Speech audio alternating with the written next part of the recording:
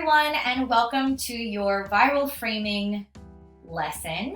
My name is Kay, and I'll be walking you through this. So the first thing I want to explain is what a frame is. So when you're writing a blog, on your blog, you probably have a photo at the top of the blog and a title. That's wonderful, but it actually has nothing to do with your frame. Your frame can be something completely different, and basically what it is, it's the preview of the article that people see on Facebook that's pulling people in. The frame has three parts. That is the caption, the image, and the title. That caption, image, and title do not need to match what's on the inside of your article perfectly. They just need to be an exciting preview of that article. As an example, this is an article about Willie Nelson rescuing these horses, but it doesn't look like that on Facebook. If I go to Facebook Debugger, this is a really useful tool. This is how you preview frames.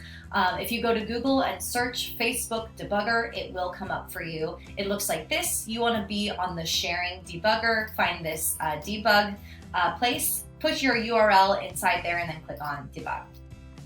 What that's going to do is it's going to give you a real quick preview of what that article looks like when you put it on Facebook. So in this case, as you can see, there's a completely different image, a slightly more intriguing, interesting image. Obviously, it's a real photo of Willie Nelson with his horses, and then it's our title on the inside. The title matches the one that we have in our article, but it absolutely does not have to, and I'll show you how to do that in a second. Now, the other important thing to discuss is, why does having this skill matter? So the reason it matters is because a generic image and title on Facebook is never going to do well. It's just not. Here are some examples of some of the numbers that we have seen after we have reframed articles. So this is an article that has been going out since way back here, September 1st. So it has been going out since September 1st, but as you can see, it didn't get any traction until when I reframed it, which would have been around here. And as you can see, a huge spike in the number of page views. I mean, this is almost, it tripled. This is obviously a smaller page, so they're only looking for 150 page views. That's not bad for them.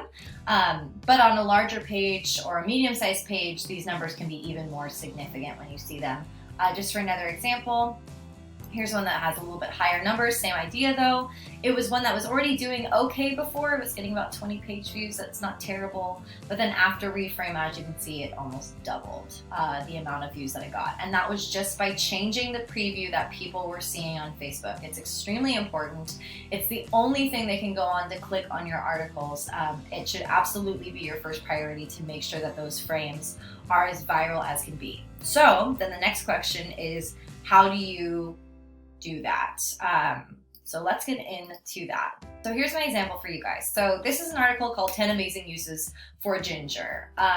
The first thing I want to check is, what does the frame look like on this? Because this is just the title in WordPress, and you might be using a different site, but almost every single backend of a website will have a place for you to put your frame separate from your title and your image on the inside. So in WordPress, which is a very popular, obviously, channel for creating a website, the title goes up here at the top, and then the image gets set as the featured image down here. Now, if I want to see what my frame is going to look like, I got to scroll to the bottom and look at social. So as you can see, there's an SEO section. SEO is very important too. I think we have other training available on that. But this is social, and then we want to open up Facebook. So as you can see, there's nothing in this section. There's no Facebook title, description, or image, and that matters. That means that what is pulling through on Facebook for this particular article is the same image and title that's going to be inside the article. We don't want that, because this is a very generic image and that is a very generic title, and I have no proof that that's going to perform anywhere. Could I throw it up on Facebook and see if it performs? Absolutely, but I would rather go in with a little bit more confidence than that. So what we do when this happens, when we're framing, is we use a site like Buzzsumo. So this is Buzzsumo. Let me just show you what the homepage looks like for them really quick. This is something that you have to pay for, but it's a very important tool. It's not that expensive. And the way that it works is basically it is tracking trending topics on Facebook and other platforms for the past 2 years. So what I want to do is I want to see if there have been any articles that have gone viral or been trending that have to do with ginger, basically, uses for ginger. So the first thing I'll do is I'm going over to content, And then I went down to Facebook. So now we're here because I'm really looking for Facebook specific. And I'm just going to type in the word ginger. Now, this might not work. There may be too many things and I'll have to narrow it down, but we'll do that in a second. The next thing that I want to do is make sure that it's the link. We're searching just viral links. I don't need a viral image or video because I'm not trying to create a viral image or video. I just want an article to go viral. So I'm going to apply and search. So this is just checking the past year. You can change this to past 2 years or past 6 months, whatever you want to do. So first thing that comes up is a recipe. Now, one thing I could do is go check this ginger article and see if there's a recipe in there.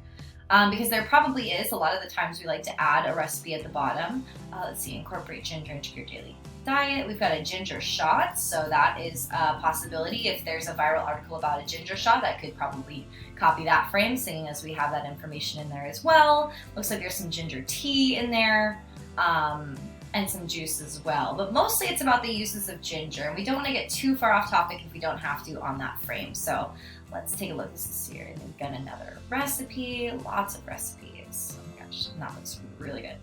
Okay. I'm not seeing anything that really makes a lot of sense for that article, so I'm going to narrow down my search and go ginger uses. And then I click search. So this is a ginger essential oil. We might want to look at that. It looks like it got some good interaction over here. This is by our friend Dr. Axe. He has really good frames. Okay, ginger essential oil uses and benefits, including a DIY recipe. Okay, let's see what's going on over here. So the thing is with framing, we're looking for two things in frames. One, if we find something that's exact, we can try to copy it or get the same idea off of it and then make that our frame. The other thing is we just want to look for trends. So the way that he put this title, the way that that title is laid out, ginger essential oil uses and benefits, including DIY recipe. We could simply take that and apply it to what we have and get rid of essential oils. So ginger uses and benefits, including DIY recipes. That would be totally fine for the article we have. In fact, it's probably what I'm going to end up doing. But the other thing we want to look at here is the image. So this has an essential oil, obviously that it's clean and pretty. People are grabbing onto it. It kind of reminds me of the image we already have in there, but I want to get a new one because I want to show you guys how to do it. So I'm going to take that title and I'm just going to cut out the essential oils. So I'm going to go ginger uses and benefits, and we're not going to put it here. We're going to put it just in the SEO, not in the SEO, so sorry, in the social section here. So we're going to go down here and go ginger uses and benefits, and then exact wording, including DIY recipes.